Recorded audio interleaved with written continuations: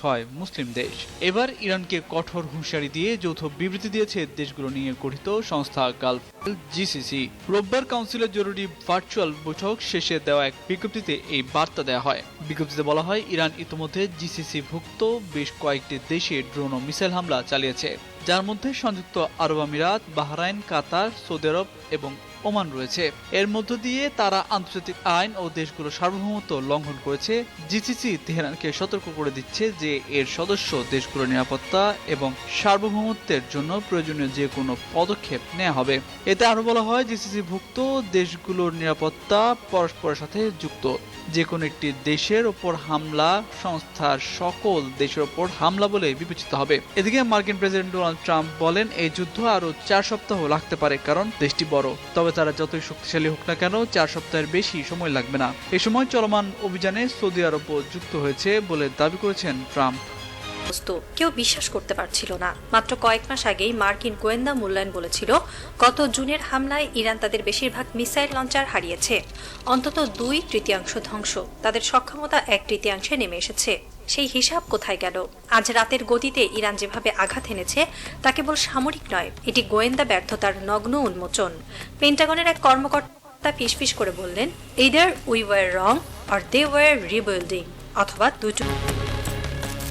গত জুনের আঘাত প্রতীকী ছিল না, সেটি ছিল পরিকল্পিত দমন। মার্কিন ও মিত্রবাহিনী ইরানের পরিচিত মিসাইল সাইটগুলোতে হামলা চালায়। স্যাটেলাইট ইমেজে দেখা যায় ধ্বংসস্তূপ। গোয়েন্দা রিপোর্টে লেখা হয়, operational capacity significantly degraded. Washington বিশ্বাস করেছিল ইরান এখন রক্ষণাত্মক অবস্থানে, কিন্তু আজকের আঘাত দেখালো অন্য বাস্তবতা। ইরান শুধু টিকে ছিল না, তারা প্রস্তুত ছিল। এখানে দুটি সম্ভাবনা উঠে আসে। প্রথম, গোয়েন্দা মূল্যায়ন ভুল ছিল। দ্বিতীয়, ইরান গোপনে পুনর্গঠন করছিল। দুটি সমান উদ্বেগজনক। ইরান বহু বছর ধরে শিখেছে, খোলা আকাশের নিচে শক্তি প্রদর্শন নয়, বরং মাটির নিচে লুকিয়ে টিকে থাকা। পাহাড়ের ভেতরে টানেল, কনক্রিটের বাংকার, মোবাইল লঞ্চার। যে লঞ্চার আজ ধ্বংস, সেটি হয়তো আগামীকাল অন্য পাহাড়ের গুহায় পুনরায় দাঁড়িয়ে। মার্কিন গোয়েন্দারা পরিচিত সাইটে নজর রাখছিল, কিন্তু ইরান হয়তো পরিচিত সাইট ছেড়ে নতুন অদৃশ্য সাইটে চলে গেছে। যে কয় লঞ্চার, ভুয়া তাপ স্বাক্ষর, মোবাইল ইউনিট, সব মিলিয়ে এক জটিল ছায়াযুদ্ধ। ইরান জানে প্রযুক্তিতে তারা পিছিয়ে থাকতে পারে, কিন্তু কৌশলে নয়। কুয়েত, ইসরায়েল, এই তালিকা কাকতালীয় নয়। এগুলো কেবল লক্ষ্যবস্তু নয়, এগুলো মার্কিন উপস্থিতির প্রতীক। একযোগে আঘাত মানে সামরিক সমন্বয়, কিন্তু তার চেয়েও বড় মনস্তাত্ত্বিক বার্তা। আমরা এখনো সক্ষম। 5টি ভিন্ন দিক থেকে মিসাইল উৎক্ষেপণ মানে কমান্ড ও কন্ট্রোল ব্যবস্থা কার্যকর, মানে লঞ্চারগুলো ছড়িয়েছিল, মানে প্রস্তুতি চলছিল নীরবে। এই গতি মার্কিন বিশ্লেষকদের হতবাক করেছে, কারণ তারা ধরে নিয়েছিল ইরানের লঞ্চার সংখ্যা কমে গেছে। কিন্তু আজ রাতের আঘাত বলছে, সংখ্যা হয়তো কমেনি, বা কমলেও কার্যক্ষমতা কমেনি। পশ্চিমা শক্তির কাছে নতি স্বীকার করেনি তেহরান। নিশ্চিত পরাজয় জেনেও লড়াই চালিয়ে যাচ্ছে, যেন পণ করেছে, বিনা যুদ্ধে নাহি দিব সূচগ্র মেদিনী। মাথা নত না করা সে ইরানি এবার চমক দেখিয়েছে যুদ্ধক্ষেত্রে। গোটা মধ্যপ্রাচ্যে ছড়িয়ে ছিটিয়ে থাকা মার্কিন ঘাঁটিগুলোকে টার্গেট করেছে তেহরান। মিসাইল ও ড্রোন হামলায় কাঁপন ধরাচ্ছে আধিপত্যবাদের বুকে। সেই ধারাবাহিকতায় এবার কুয়েতে বেশ কয়েকটি মার্কিন বিমান বিধ্বস্ত করেছে ইরান। এমন খবরই জানাচ্ছে কুয়েতের প্রতিরক্ষা মন্ত্রণালয়। কুয়েতে একটি মার্কিন যুদ্ধবিমান আকাশে বিধ্বস্ত হতে দেখা গেছে, যেখান থেকে প্যারাশুটে করে নেমে কোনো রকমে জীবন বাঁচিয়েছেন মার্কিন পাইলট। আর এই ভিডিওর সত্যতা নিশ্চিত করেছে মার্কিন খ্যাতিনামা সংবাদ মাধ্যম সিএনএন। যদিও ঠিক কী কারণে বিমানটি বিধ্বস্ত হলো সে ব্যাপারে কিছু জানাতে পারেনি সংবাদ মাধ্যমটি। তবে তুরস্কের গণমাধ্যম টিআরটি ওয়ার্ল্ডের খবর, ইরানের আকাশ প্রতিরক্ষা বাহিনীর গুলিতে বিধ্বস্ত হয়েছে মার্কিন F-15 যুদ্ধবিমানটি। এদিকে বেশ কিছু মার্কিন বিমান বিধ্বস্ত হলেও কোনো ক্রু নিহত হননি বলে জানিয়েছে কুয়েতের প্রতিরক্ষা মন্ত্রণালয়ের মুখপাত্র কর্নেল সাইদ আল আতওয়ান। তিনি বলেন, সকালে কয়েকটি মার্কিন যুদ্ধবিমান বিধ্বস্ত হয়েছে, তবে সব ক্রু সদস্য জীবিত আছেন। কর্তৃপক্ষ দ্রুত অনুসন্ধান ও উদ্ধার অভিযান শুরু করেছে। ক্রু সদস্যদের উদ্ধার করে হাসপাতালে নেওয়া হয়েছে, সেখানে তাদের শারীরিক পরীক্ষা ও চিকিৎসা দেয়া হচ্ছে। কয়েক সপ্তাহের জোরালো লবিং এর পর ইরানে বড় ধরনের সামরিক অভিযান চালিয়েছেন ডোনাল্ড ট্রাম্প। মার্কিন সংবাদ মাধ্যম দ্য ওয়াশিংটন পোস্টের দাবি, এই হামলার মূল লক্ষ্য ছিল আয়াতুল্লাহ আলী খামেনিকে ক্ষমতাচ্যুত করা। ভেতরের খবর বলছে, জনসমক্ষে কূটনৈতিক সমাধানের কথা বললেও সৌদি যুবরাজ মোহাম্মদ বিন সালমান গত 1 মাসে ট্রাম্পকে একাধিকবার ব্যক্তিগতভাবে ফোন করেন। তার দাবি ছিল, এখনই ব্যবস্থা না নিলে ইরান ভবিষ্যতে আরও বিপজ্জনক হয়ে উঠবে। অন্যদিকে ইসরায়েলের প্রধানমন্ত্রী বেনিয়ামিন নেতানিয়াহু শুরু থেকেই ইরানকে অস্তিত্বের হুমকি হিসেবে গণ্য করে মার্কিন হামলার পক্ষে প্রচারণা চালিয়ে আসছিলেন। এই সম্মিলিত প্রচেষ্টার চূড়ান্ত ফলাফল ঘটে 28 ফেব্রুয়ারি। ট্রাম্পের নির্দেশে ইরানি নেতৃত্ব ও সামরিক স্থাপনা লক্ষ্য করে শুরু হয় বিমান হামলা। ওয়াশিংটন পোস্টের দাবি, হামলার প্রথম ঘণ্টাতেই সর্বোচ্চ নেতা আয়াতুল্লাহ আলী খামেনি ও বেশ কয়েকজন জ্যেষ্ঠ কর্মকর্তার মৃত্যু হয়েছে। আশ্চর্যের বিষয় হলো, মার্কিন গোয়েন্দা সংস্থাগুলোর মূল্যায়ন অনুযায়ী আগামী 1 দশকেও ইরানের পক্ষ থেকে যুক্তরাষ্ট্রের মূল ভূখণ্ডে সরাসরি কোনো হুমকির আশঙ্কা ছিল না। ট্রাম্পের বিশেষ দূত স্টিভ উইটকফ ও জামাতা জ্যারেড কুশনার যখন ইরানি কর্মকর্তাদের সঙ্গে পারমাণবিক কর্মসূচি নিয়ে আলোচনা করছিলেন, ঠিক সেই মুহূর্তেই হামলার প্রস্তুতি চূড়ান্ত করা হয়। হামলার বিষয়ে সৌদি আরবের অবস্থান ছিল বেশ চাতুর্যপূর্ণ। একদিকে রিয়াদ ঘোষণা দেয় তারা তাদের আকাশসীমা বা ভূখণ্ড ব্যবহার করতে দেবে না। অন্যদিকে রুদ্ধদ্বার বৈঠকে যুবরাজ সালমান ও তার ভাই খালিদ বিন সালমান হামলার পক্ষেই যুক্তি তুলে ধরেন। বিশ্লেষকদের মতে, রিয়াদের দ্বিমুখী কৌশলের পেছনে ছিল 2টি কারণ। 1, নিজেদের তেল স্থাপনা রক্ষা করা, আর 2, প্রধান আঞ্চলিক শত্রু তেহরানকে দমন করা। হামলার সপক্ষে ট্রাম্প টেনে এনেছেন পূর্ব ইতিহাস। 1979 সালের তেহরান দূতাবাসে মার্কিনি জিম্মি, 1983 সালে বৈরুতে মার্কিন ব্যারাকে বোমা হামলা এবং 2000 সালে ইউএসএস কোল এ হামলার প্রসঙ্গ উল্লেখ করে তিনি একে কয়েক দশকের সংঘাতের প্রতিশোধ হিসেবে বর্ণনা করেছেন।